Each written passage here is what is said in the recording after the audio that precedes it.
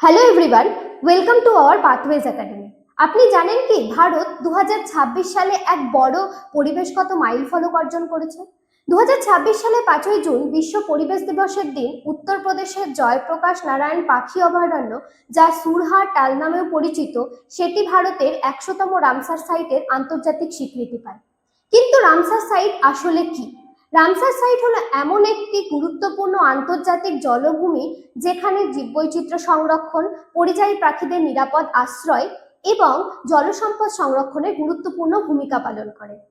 এই স্বীকৃতি দেওয়া হয় রামসার কনভেনশনের আওতায়, যা 1971 সালে ইতালির রামসার শহরে গৃহীত হয়েছিল। ভারতের এই 100 সংখ্যাটাই পৌঁছানো শুধুমাত্র ভারতের গৌরব নয়, এটি জলসম্পদ সংরক্ষণের ঐতিহাসিক সাফল্য। তাহলে আপনারাই বলুন তো, ভারতের প্রথম রামসার সাইটটি কোনটি? এবং উত্তরটা জানা থাকলে আমাদের কমেন্ট বক্সে অবশ্যই জানাতে ভুলবেন না।